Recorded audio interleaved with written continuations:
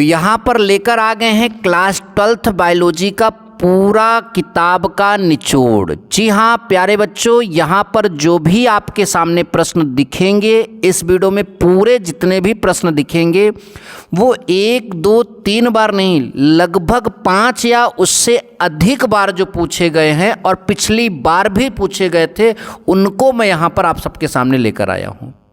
अगर आप ये तैयार कर लेते हैं तो निश्चित तौर पर ये प्रश्न आपके बोर्ड एग्जाम में जरूर फंसेंगे। और इसके अलावा अगर आपको किसी और टॉपिक पर, बायोलॉजी पर वीडियो चाहिए तो आप वीडियो में कमेंट कर दीजिए। तो चलिए अब हम स्टार्ट करते हैं class 12th biology most important प्रश्न का पहला प्रश्न। पहला प्रश्न है परागण तथा निषेचन में अंतर बताइए। परागण तथा निषेचन में अंतर बताइए। तो बच्चों अंतर लिखने का सबसे अच्छा तरीका आप सभी को मालूम होगा, ऐसे 3 खाना बनाइए। पहले खाने में क्रम संख्या, दूसरे खाने में परागण और तीसरे खाने में निषेचन। परागण को अंग्रेजी में पॉलिनेशन कहते हैं और निषेचन को फर्टिलाइजेशन कहते हैं। तो दोनों में क्या डिफरेंस होते हैं? 3 डिफरेंस मैं यहाँ आप सबको बता रहा हूँ। पहला डिफरेंस, पराग कोशों में बने पराग कण उसी जाति के वार्तिकाग्र पर पहुंचते हैं। जो पराग कोश होते हैं उसमें जो बनते हैं परागकण उसी जाति के वार्तिकाग्र पर पहुंचते हैं।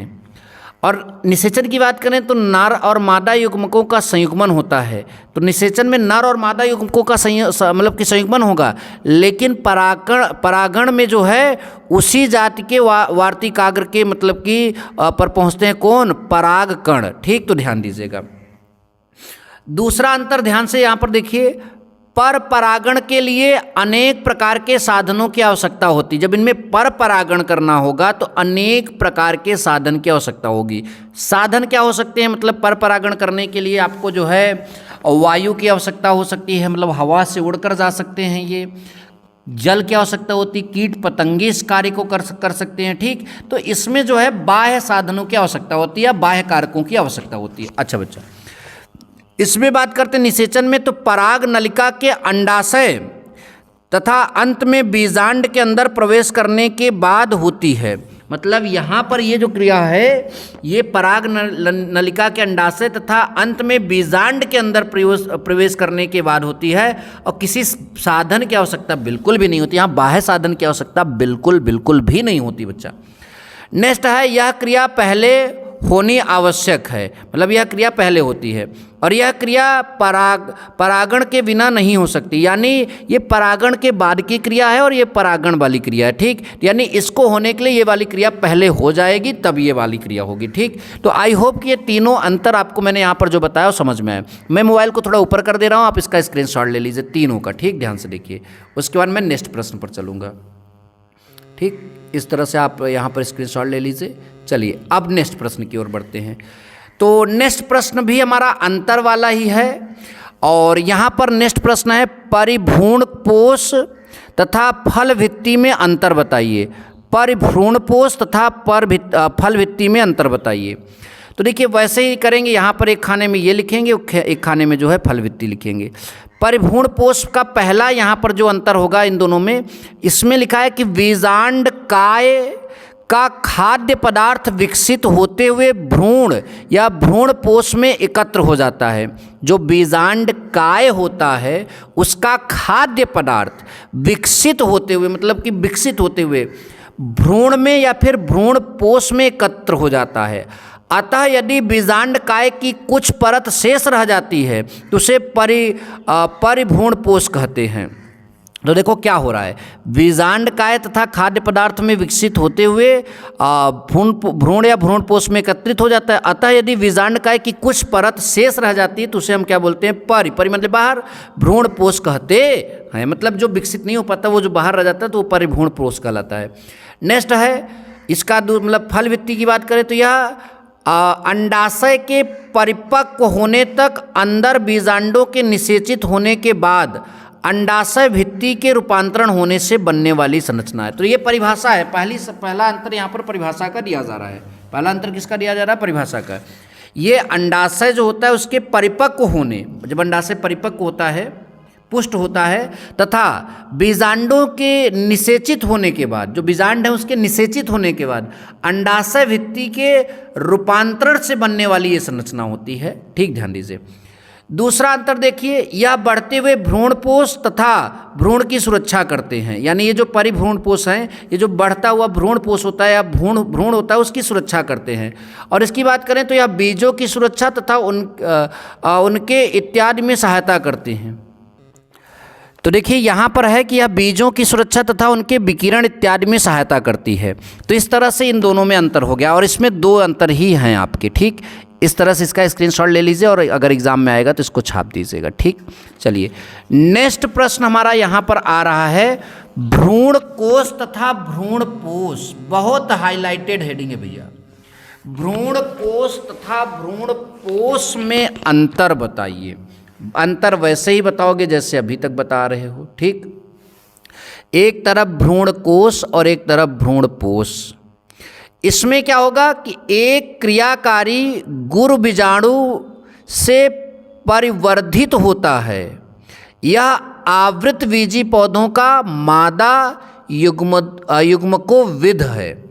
यानी ध्यान से समझिए, यह जो है एक क्रियाकारी गुरु बीजाणु से जो है परिवर्धित होता है और यह आपका आवृतबीजी जो पौधे होते हैं, आवृतबीजी पौधे आप जानते होंगे, उन पौधों का मादा युग्मकोद्विद है। ये ध्यान दीजिए।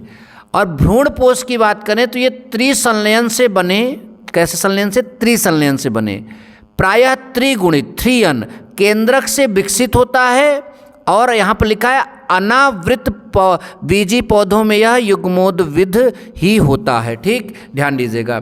मतलब कि ये अनावृत बीजों में है, एक प्रकार से देखा जाए तो यह आवृत बीजों में है। ठीक, ध्यान दीजिए। यह प्रायः केवल 8 केंद्रकों तथा कुछ जीव द्रव्यों से बनी सदैव अगुणित संरचना है। और इसमें 8 केंद्रक बोल रहा है, इसमें यहाँ लिखा है यह अनगिनत केंद्रों वाली संरचना है जो प्रायः त्रिगुणित होता है। यह अगुणित होता है, यह त्रिगुणित होता है। किंतु आवृत बीजियों में यह अगुणित ऊतक के रूप में जो है होता है। जो आप अनावृत बीजियों में यह जो है अगुणित ऊतक के रूप में रहता है। ये बात ध्यान दीजिएगा।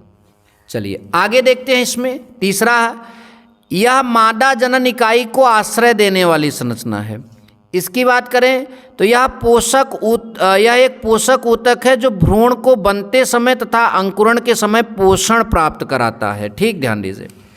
अगला है, सभी आवृत बीजियों के कार्यकारी बीजांड में अवश्य होता है। जितने भी आवृत बीजी हैं उनके बीजांड में जरूर होता है।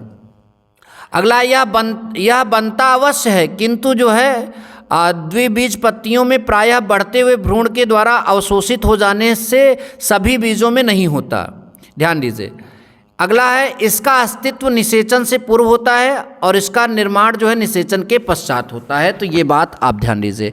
चाहे तो आप स्क्रीनशॉट ले लीजिए। पहले यहाँ पर जो है 2 अंतर का स्क्रीनशॉट ले लीजिए, फिर यहाँ पर 2 अंतर का या तीनों अंतर का एक साथ ले लीजिए। ठीक, एक और प्रश्न है उसको भी देख कर जाइएगा। ठीक, बहुत बहुत इंपॉर्टेंट है, इसको हल्के मत लीजिए।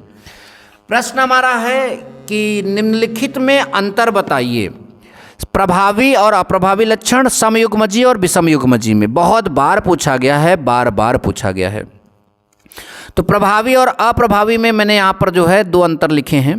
प्रभाविता और अप्रभाविता मैंने यहाँ पर लिख दिया। वह लक्षण जब युग्म विकल्पी कारकों, कारक माने जीन्स होते हैं, आप सबको मालूम है। तो वह लक्षण जब युग्म विकल्पी कारकों जीन्स जो होते हैं में से एक कारक जो अपने लक्षण के लिए दूसरे कारक के प्रभाव को प्रदर्शित होने से रोक देता है। एक कारक अपने लक्षण के लिए दूसरे कारक को प्रदर्शित होने से रोक देता है। तो ये प्रभाविता, यानी एक कारक का प्रभाव आने लगता है, तो ये प्रभाविता हो गया। अगला लिखे, इसमें वह लक्षण जब युग्म विकल्पी कारकों यानी जो आपका जीन्स है में से एक कारक जो अपने लक्षण को प्रभावी कारक के रहते हुए प्रकट नहीं कर पाता तो आपका क्या हो जाता है? अप्रभाविता हो जाता है।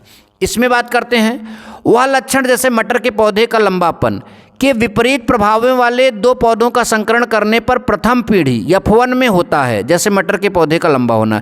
तो यानी जो F1 पीढ़ी में होता है वो प्रभावित हो जाता है। यहाँ पर एक लक्षण के लिए प्रथम संकर पीढ़ी F1 में जो प्रभाव प्रदर्शित नहीं होता, जैसे मटर का मतलब नाटापन या बौनापन, लंबापन जो है प्रभाविता है, नाटापन जो है अप्रभाविता है, तो वो आपका जो है अप्रभाविता के अंतर्गत आएगा या अप्रभावी लक्षण के अंतर्गत आएगा। चाहिए तो आप इसका भी स्क्रीनशॉट ले सकते हैं।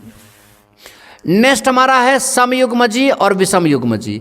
समयुग्मजी में देखिए, किसी युग्मनज में जब एक लक्षण के दोनों कारक एक जैसे अर्थात प्रभावी अथवा अप्रभावी हों तो इस लक्षण के लिए पौधा या कोशिका समयुग्मजी होता है। और इसमें लिखा है किसी युग्मनज में जब एक लक्षण दोनों कारकों में से एक प्रभावी तथा दूसरा अप्रभावी, वहाँ दोनों प्रभावी था, तो इस लक्षण के लिए पौधा या कोशिका विषमयुग्मजी जो है कहलाती हैं।